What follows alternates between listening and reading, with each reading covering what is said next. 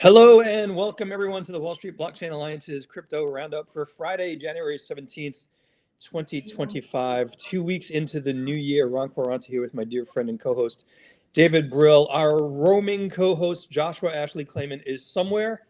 We will figure it out. Hopefully she can join us. Before we begin, as usual, our usual disclaimers. Obviously, please keep in mind that nothing discusses any type of advice or investment advice or legal advice. And then everything that David and I and Josh would be talking about really are our own personal opinions and not necessarily the opinions of our respective firms. David, my friend, we're 2 weeks in. There's a lot to cover. Things are moving fast. I just want to kick it off with, holy cow, look at this market. And I feel like our last conversation last week was depressing. And now it's, oh my God, some of these things up double digits year to date. What are you seeing in the marketplace, David? Look, I think we were really data dependent on the traditional TradFi market, and we got positive numbers. And again, as we've always talked about on the show, it's very hard to know if the numbers that we see are actually correct. I mean, it's what's reported. I don't want to bang the drum that ad nauseum that the numbers are hard to rely on and revisions are extreme on some months, but we got favorable numbers across the board. And then we got a favorable housing starts number today. Yeah. I mean, I'm not a housing expert, but that number just seems awfully high to me. But again, I think we may just see positive numbers as we see a change in president and wanting to leave on a high note. And again, that could be any administration. I'm not saying it's this one, but that's my sense. What are you seeing, Ron? Well, it's interesting, David, when we see the data, and I know you and I go deep macro, and for everyone in the audience, thank you so much for joining. If you've got questions for David or I, please put them in the chat. Everyone on LinkedIn and X and YouTube, and we're posting these on Spotify and soon Apple Podcasts. David, for me, we're so data dependent, but it's never really the data, and I've said it 1,000 times, it's the revisions. So it's fascinating because after our last conversations, we saw numbers that really made the entirety of the street say, well, there go the interest rate cuts. Used to be 5, now it's 2, maybe 1. Things are terrible. And it's interesting because things are terrible because people in the data were getting jobs. So it's just such a weird dichotomy to see. And then, of course, a few days later, CPI comes in at a slower growth number than everyone expected. And it's like happy days are here again, and the market grows through the roof. It's just interesting to see how quickly markets react to data that A, can be revised, and B, is so sometimes contradictory. Joshua Ashley Klayman, welcome to the show. Good to see you, dear friend. I hope you can hear us. Thank you. Yes, I can hear you. I was struggling to get off of mute. Yes, apologies. I was struggling to get out from under some work. No worries. And by the way, Emma has already commented that I said Josh is somewhere. That is true. There's not a where's Waldo, Emma. It's where's Josh in my life, just to let everyone know. Josh, we kicked it off with kind of the economics conversation. I want to start going down that road a little bit, David. When we talk about a new administration coming up and we see, there's this kind of euphoria of things are going to be amazing. And that's warranted in many ways, but there are still things that need to be fixed. There's still things that need to be defined. David, in the green room, you mentioned some of the classification issues that you and I and Josh know about.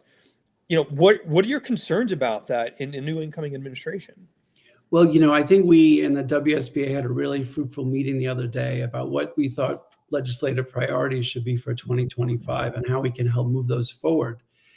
And one of the things I was talking about was classification issues and tax issues, and that I really want to see the de minimis consumption, either, a level where you're not taxed on, or some sort of, structure where maybe if it's used for consumption up to $600, maybe up to $3,000 to $5,000 for consumptive use where you're not having a taxable event, because that will really help seeing the use of Bitcoin as a currency, not as only as a store of value. And I think the other one that really, I think important for crypto in general is that right now all crypto transactions over $10,000 have to be reported. And I think that number should go up. And I also think that the number for BSA AML should go up, and based on inflation at the very least. But I would like to see that number go up to somewhere around 50,000.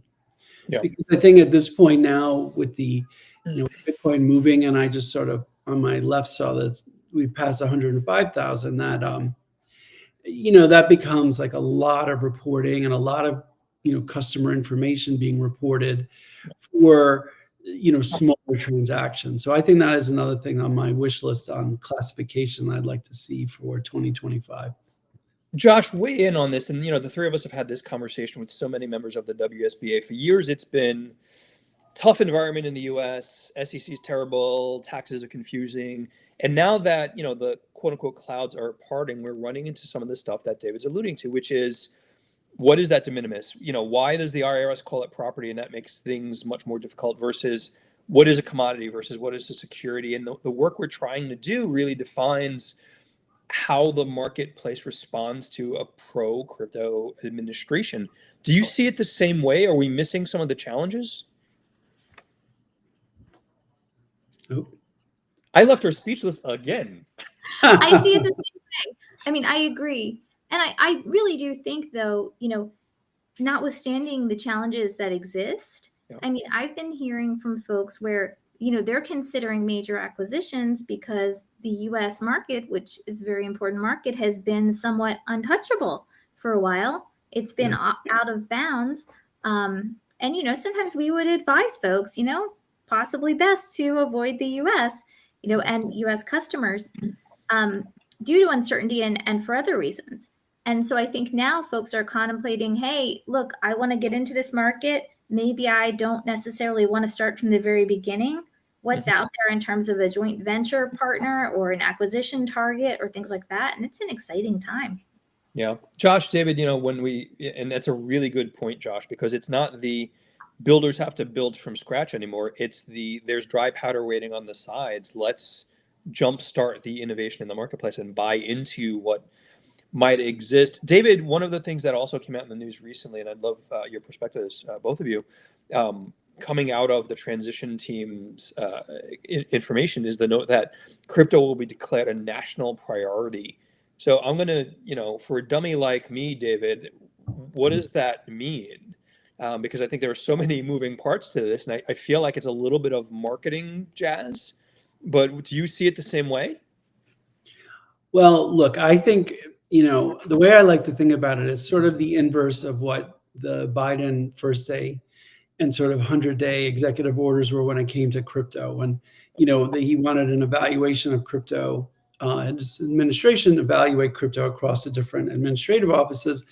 I view this potential executive order by Trump as sort of the 180-degree opposite of making it a priority and seeing how the U.S. can make it a more welcoming environment for crypto companies to do business. So that's how I kind of view it. Josh, do you see it the same way? I do. I mean, no surprise there. I keep pressing mute, but perhaps I should stay off of mute. The interesting aspect of that, David, Josh, I don't know if you watch it. I try to watch some of the senatorial candidate kind of committee hearings, which is painful in many different ways. But some of the things that we continue to hear about, and we'll have a conversation about it in one of our policy updates, is strategic Bitcoin reserve, David, for example, or Josh, we've heard about looking at repeal of things like SAB 121. Even the Treasury Secretary designee, Scott Bessent had noted that he doesn't see the need for example, a US CBDC. Those are pretty broad statements and commentaries, David. Do you see a future where there's a Bitcoin strategic reserve? We talk about it this week at our crypto asset working group, but what's the use case? So I do see one at some point. I think it's the same idea of having a strategic reserve for gold and having diversifying some of the assets of the Treasury. Not totally sold yet on the idea of holding it as a strategic reserve, but I do like the idea that I know the Treasury has some confiscated Bitcoin that they have from Silk Road, and I do like the idea of holding on to that as maybe part of the strategic reserve for our country. Look, I'm open to having more dialogue about it, but that's sort of my first take on it. Josh, commensurate with what David's talking about, you probably saw the news as well. I believe it was Senator Lummis, someone correct me if I'm wrong, Right. who commented about the Department of Justice having something like 70,000 Bitcoin, almost WTF, what are you doing with this? And this is kind of making people lose money. What were your thoughts when you saw that really kind of proactive, hey, government, what are you doing with this Bitcoin? Do you agree with her perspective? So I think, Ron, what you're talking about is her comment about why are you planning to sell these? Correct. Yes. Yes. Yeah. I mean, I think it's important that we have a strategy, right? If Right. one part of government is planning to do a massive sale, while it's been teased or floated or, dare I say, I don't want to say promised, but vowed, or, that we would have a strategic Bitcoin reserve. I mean, these two things seem to be pulling in a different direction, right? And so I do think it's important just to sort of put a spotlight on it to say what's going on here so all parties are aware. Because, we're going to have an inauguration very soon. Yeah. If the goal is to have a strategic Bitcoin reserve, then, maybe that doesn't mean selling off massive amounts of Bitcoin. David, let me go cynical on this to follow up on what Josh is stating. The DOJ has 72 hours to kind of pull the plug. Do you envision a DOJ dump of 70,000 Bitcoin on the market? I mean, first of all, just from getting money for the treasury and for our country, I think that would be a very unwise idea just from a market standpoint and getting the best price for your holdings. Look, could they sell more in the next 72 hours? I mean, I'm not apprised of their selling schedule, but I could certainly see them selling another tranche. But no, it really wouldn't make sense from a markets and getting the most value from the Bitcoin they have for them to do that. So could I see one more tranche being sold? Yes. You have to remember they act separately. What the Department of Justice is doing and its mandate is different than what current President Biden's sort of view on crypto is, but they work sort of separately. So I would imagine when President-elect Trump gets inaugurated on Monday, and if he does make a proclamation about an executive order for making Bitcoin a strategic priority, or a priority for this administration, they might think twice about immediately selling these and sort of wait for some guidance. But I could definitely see them selling some more before the inauguration. Go ahead, Josh. One thing I would mention, and this goes to David's point about, maybe it not being the best idea, even if they were determined to sell it all at once, maybe not being the best value. I mean, we can remember back to Mt. Gox, right? And where you can actually see the trustee selling out on exchange because they had to sell in a public market at the time, right? Right. At least that's my understanding. And you could see it moving the market, right? So for those listening at home who aren't aware, if you try and sell a massive amount at once, downward pressure on an exchange or on exchange, it's going to have downward pressure on the price. Yeah. Josh, really good point. Appreciate it. Let me stick with you, Josh, because it's interesting as we have this conversation. The gears of regulators, are still turning. There are a couple of important cases we might have alluded to previously, but there was I'll call it a partial win. I keep seeing the news articles of Coinbase wins big in court. I think it was a bit more nuanced than that. Josh, do you want to talk about that a little bit? We certainly need to also address the Ripple appeal, which is interesting. But can you tell the audience a little bit about the Coinbase matter? Sure. And I believe that the one you're talking about is Coinbase's suit against the SEC. Correct. Because we I should be more clear because yeah, everything I'm saying is not clear. I'm sorry, Josh. No worries. I just want to make sure I'm answering the right way. So you may have seen, Coinbase had brought suit against the SEC in the Third Circuit, right? And this had to do with the SEC's denial of Coinbase's petition for rulemaking, which would, was a request that the SEC provide rulemaking to show how securities laws apply to digital assets, market participants, et cetera. It was pretty extensive. Yeah. And you may recall that the SEC responded with a pretty cursory no, thank you. We have other priorities, right? And so this lawsuit dealt with that. And what the Third Circuit said was that the SEC had acted arbitrarily and capriciously in respect of its denial of the petition for rulemaking. Now, they didn't go so far as to say that the SEC must engage in rulemaking specific to digital assets and the application of the securities laws. But what they did say is that the SEC's denial, in the way that it did, this cursory denial and talking about different priorities without explaining what those priorities are, why they're important, things like that, that was a violation of the Administrative Procedures Act. It was pretty scathing, in terms of of language for the Third Circuit to have against the SEC. But again, it didn't go so far as to mandate that rulemaking occur. Josh, to that point, and David, weigh in on this as well. In the wake of that kind of circuit court decision, is there a chance under a new regime at the SEC that the SEC Commission says, just let's pull this suit? Again, I keep going back, Josh, to the mechanics of how regulators operate and the idea that just pulling the plug across multiple suits probably isn't what's going to happen. But it'd be interesting to see how a new administration approaches that. Thoughts? Yeah, I'm happy to weigh in.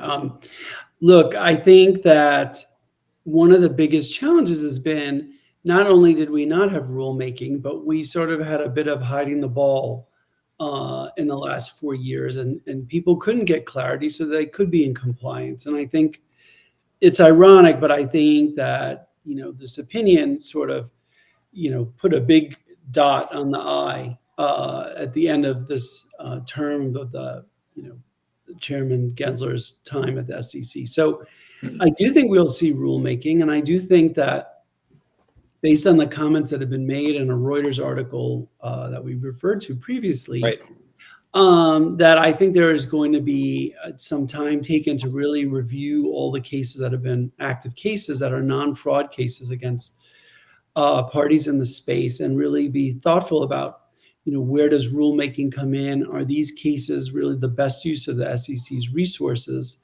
Right. And maybe I think one thing that could come out of this, and this is a conversation I had with Jason Gottlieb, was maybe that there are settlements in these cases, and within these settlements there are things agreed upon to enact moving forward by the defendants in these cases, whether it be consumer protection or whatever it may be. That could be part of the settlement, so it's agreed upon by the parties. And we weren't talking about any particular case in particular, but just sort of broadly speaking. So I do think this is the sea change that we'll see, and I think we all expect a sort of different tack going forward. David, Josh, thank you both. I just want to hit some comments. Emma Channing, yay, Josh is here. I realized from the few minutes ago. David and I will not take that personally, but it's not a show without Josh. Emma, you're absolutely right. And George, yes, we will absolutely be starting our events in New York City. Some of the evening events that we're looking at. The next one's going to be focused on stablecoins, but do stay tuned. Follow us on LinkedIn. Certainly reach out, info@WSBA.co as well. David, Josh, one of the conversations I had earlier this week with a colleague in the space that we all know was the idea that a really big catalyst for really launching crypto innovation in the country is the repeal of SAB 121, or at least the potential repeal of SAB 121. And the logic there was that there are many publicly traded companies and many large custodians that are very eager, holding dry powder, David, to get deeply involved in the space. Is that an easier, quick win? Josh, David, what are your thoughts? I definitely have thoughts, but go ahead, Josh. I think it would be a quick win. Parties were agreed on this. Right, both parties, yes. Yeah, people sometimes say, oh, we've never had any legislation passed, any major legislation passed with respect to crypto, but it's not actually true, right? I'm reminded by some that actually Congress did pass, a repeal of SAB 121. It was just vetoed. So, yeah. But let me defer to David for his thoughts. No, I agree. I don't think after, in a bipartisan way that, it was vetoed. And, and why I should say this. I'm not sure why the Biden administration vetoed, the bill. And so I think on a bipartisan manner, I think this could be a good win for everybody, having it repealed.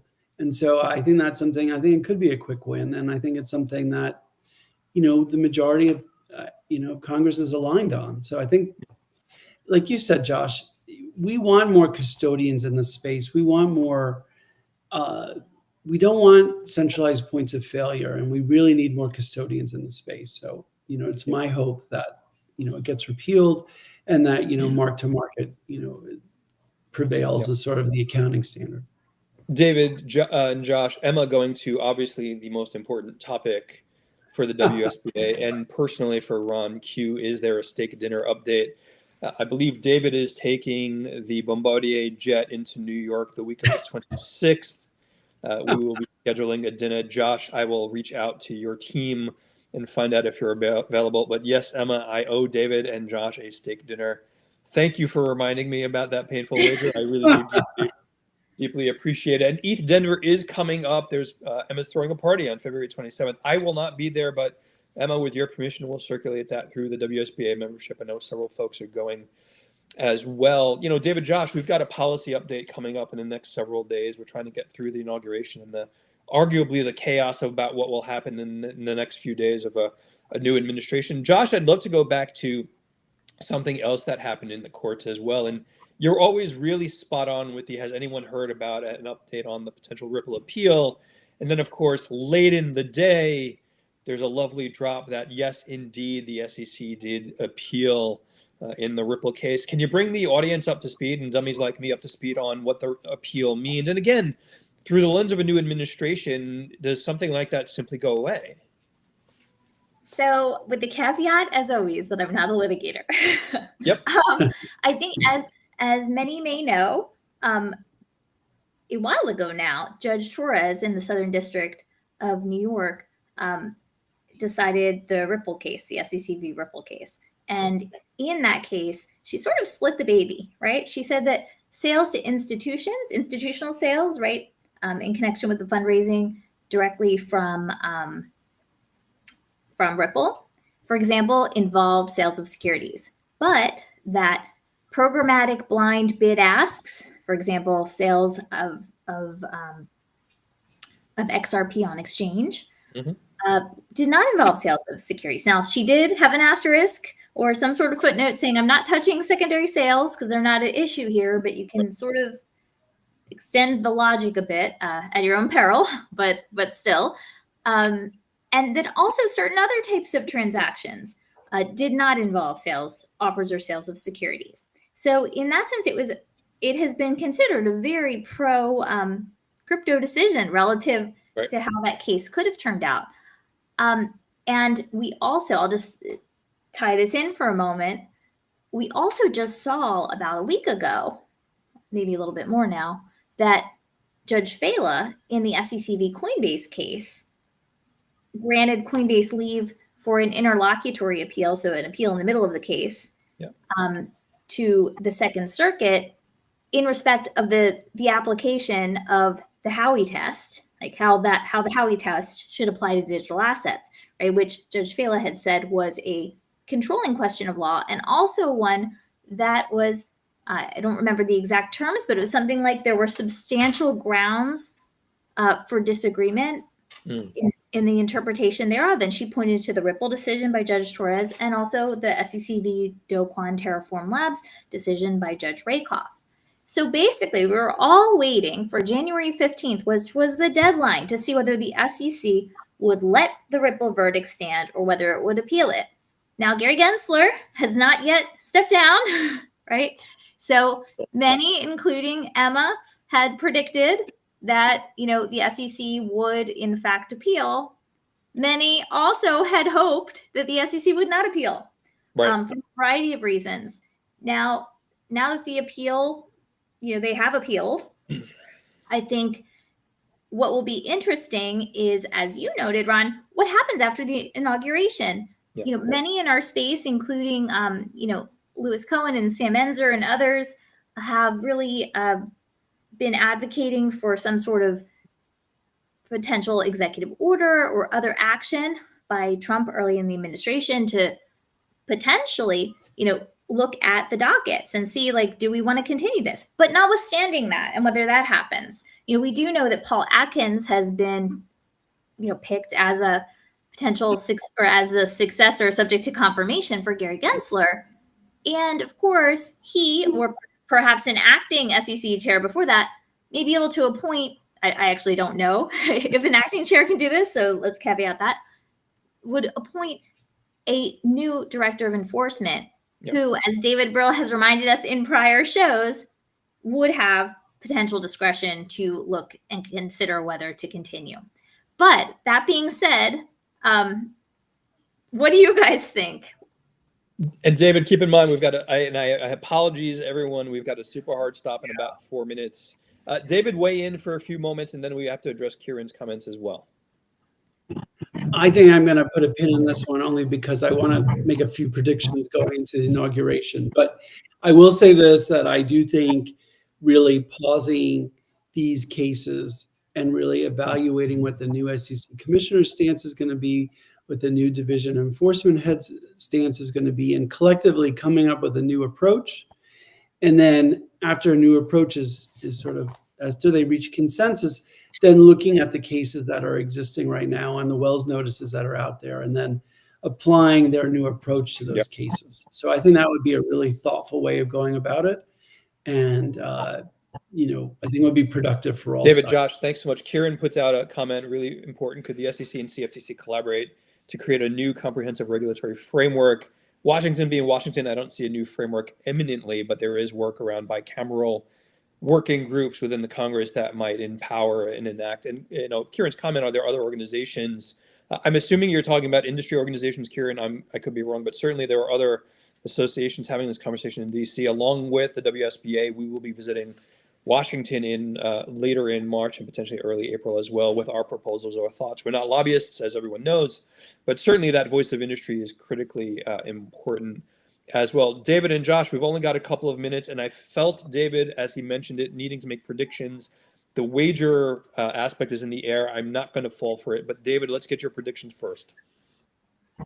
So my prediction is that we will have an all-time high in Bitcoin, either on the inauguration day or right around there. And part of President Trump's remarks at some point, President-elect Trump's remarks, that he will, proudly proclaim that he is part of the reason why Bitcoin's at an all-time high. So that is my prediction for either over the weekend or early Josh, next week. Predictions?